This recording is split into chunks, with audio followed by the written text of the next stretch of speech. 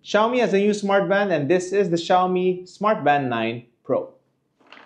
We're gonna unbox it. Roll that clip.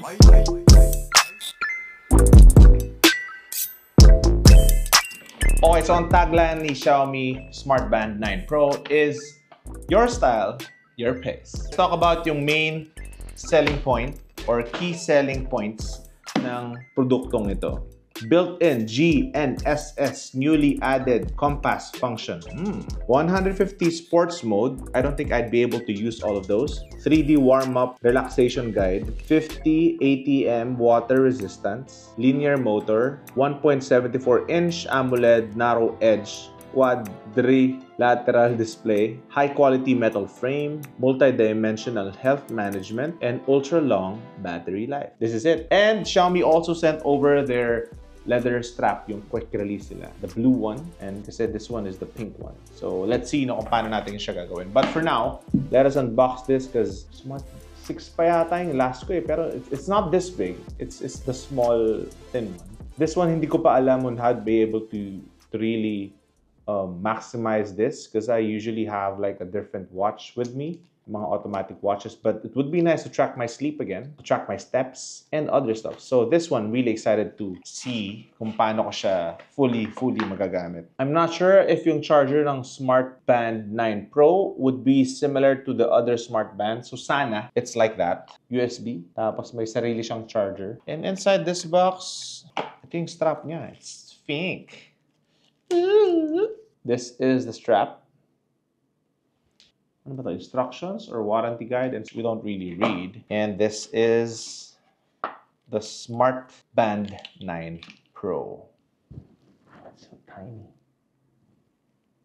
Ayan. Para siyang pink or copper, I guess. First time ko yata magkaroon ng ganitong watch.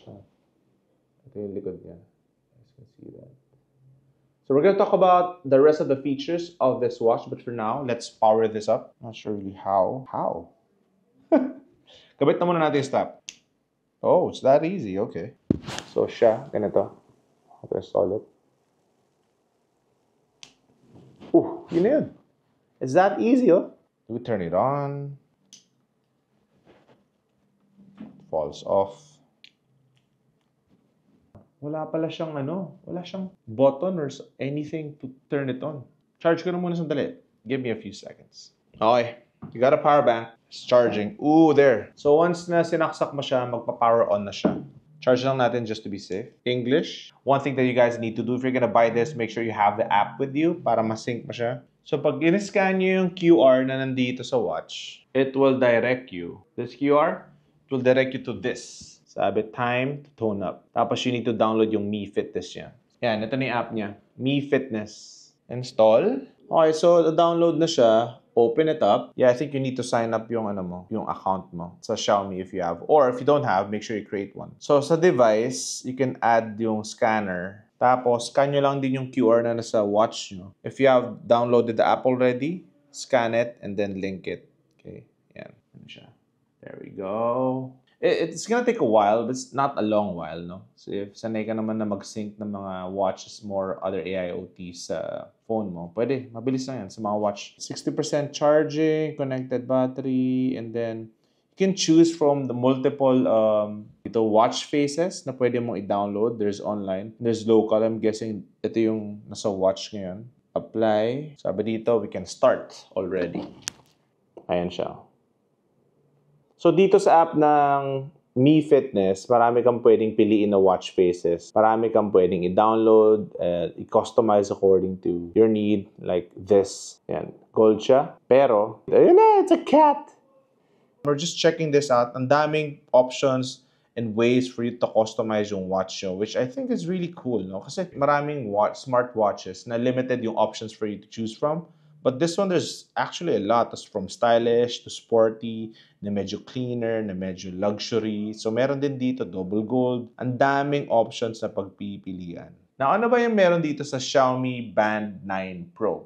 Why is it a Pro version? So, all-around sleep monitoring. I'm pretty excited to test out how accurate this is. Meron din siyang improved blood oxygen and heart rate monitoring. So that can go for 24 hours. It can monitor yung blood mo, it can monitor your heart rate mo. Supports 150 sports mode, which is kind of nice. I'm not a sporty guy, pero I'm starting to. So that's it. That's nice to for us to stay healthy. Up to 21 days of battery life. Now, that is one thing that I really appreciate. Most of the watches, I think may na-try akong ganito nga na before, pero ganitong shape na watch before, pero it just lasted me for like 4 days. It's nice that this one can last up to 2 to 3 weeks. No? Importante sa akin yun na I don't need to worry about charging it by the end of the day. It's nice to be able to wear and just go, right? So, exciting na magkaroon ng ganito. And to move forward with this and not really worry if I should take it off or not. 1.74 narrow edge quadrilateral display. Nabanggit ko to kanina. So, may mga stuff dito na pwede. You can swipe down to check on your notifications. And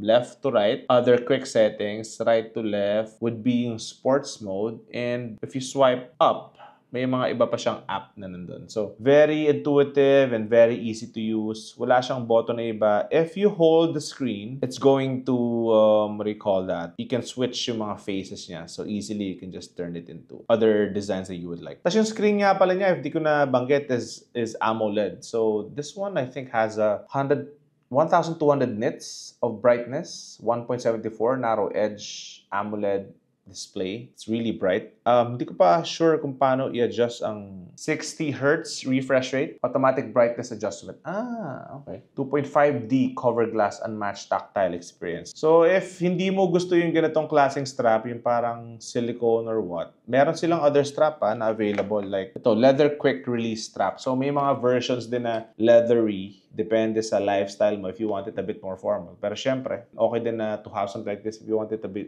be a bit more sporty. So, I'm gonna install this in a bit. Merong version ng magnetic strap. This one is a different type of strap. Yung nilalock mo pa siya. This one also. So, best siya for workouts, basically. Or any sports mode na pwede mong, ito yung strap na gamitin mo. Pag medyo work or office or other lifestyle, I think you can use yung leather. So, rose gold. There's also the obsidian black. Yung black version ng 9 Pro, Xiaomi Band 9 Pro, and also yung Moonlight Silver. So, in terms of health tracking naman ito, as mentioned kanina, this dual LED, dual PD, accurate testing. So, may configuration siya dyan that helps track and to be a bit more accurate. It can collect more data and more signals kasi parang dalawa siya. If nakita nyo kanina, dyan siya.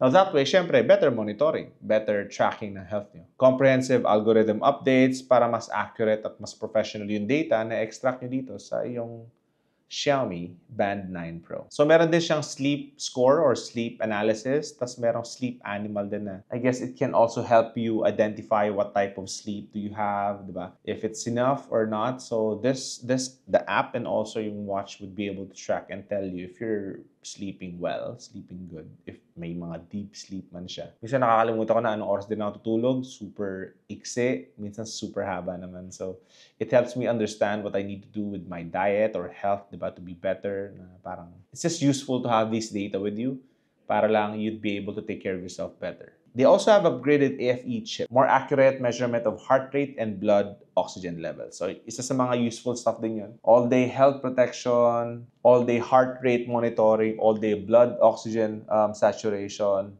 Meron nga rin pala siyang women's health monitoring, yung menstrual rotation or menstrual cycle na tatrack din ng watch na to, which is useful for other women. All-day stress monitoring, at marami siyang all-day protection. No? So, anytime, anywhere, personalized professional training. So, ang daming sports mode na pwede. Ang dami nga. Ang dami. Sobrang dami. Hindi ko alam kung magagawa ko ito lahat. There's also running posture recognition, which programs tailored to your needs on wrist running courses. So, if you're running correctly, your watch can track if you are running correctly. Independent GNSS 5 satellite positioning plus 33% enhanced positioning accuracy. So if you're running, maganda na meron nga din map na it can track you, no? Yung route ang inikot mo. So at least you don't have like another app for it. If you're running or doing like jogging lang within your vicinity or parks, makikita mo yung inikot mo. And that's something that you guys can share, I guess, also on social media. I haven't really tried this, no, pero it's nice that this one, this watch has that. So may water resistant din siya, 5 ATM, supports wide range of water sports and recognition of swimming posture. So may running posture ka if you're running correctly, may swimming posture din siya. Comprehensive upgrades, new experiences. Yeah, as mentioned before, 8 days of heavy load mode or 10 days of AOD mode, or typical usage lang is 21 days. So depende talaga sa how you want it to be. Kasi syempre pag may mga notifications, madalas mas iksi yung time nito. So you can turn it off para mas prolong yung life nito kasi most of the notification din naman is pupasok sa phone mo. New linear motor for comfortable vibrations. Nice. More features. Music, alarm, calendar, weather, compass. So yun, no? I've yet to try this out, but right now I just wanted to show you guys what is inside the box and what color this is. Wala siyang button. It's quite new for me. But I'm really excited to test out yung data that I'd be able to extract from this Xiaomi Smart Band 9. Yeah, just double tap it and the screen is gonna come out, or just flip it like that, okay? And that is it. If you want more information, I'll put down my blog and you guys can check out more details about the Xiaomi Band 9 Pro, okay? O ngayon, test naman natin anong itsura niya dito sa strap na, leather strap na blue, okay? Di ko alam if magko-complement yung color ng rose gold or pink dito sa aking blue strap. Hopefully it does, because kung hindi, bibili ako ng with this. So try to remember that, okay? May pink TPU. And may button din dito for release para easier to remove. Ano siya? It's naked. Easy install lang siya. That's it. And the other one. That's it. Medyo pwede naman. Pwede naman, I guess. Bili lang ako siguro ng case to cover yung sides niya na magmukha siyang blue or black. Pero I like yung leather niya, ha. Medyo mas okay siya kasi medyo pwede siya. I do that as well because I lose my phone even if I'm at home or in the office and can't seem to find it. Maganda na meron siyang tracking, no? Like for this one, nawawala yung phone ko. Magre-ring yung phone ko as long as naka-connect sila together. That's kind of cool. Yeah, I'll put more information down or more details over the blog, and check my socials as well. Mike Soon on Instagram and Mike That Soon on TikTok, and Mix of Everything Lifestyle blog on Facebook. And reach out if you have any questions. More info at the blog, mixoferything.net. And I guess I'll see you guys in the next one. Peace. Bye.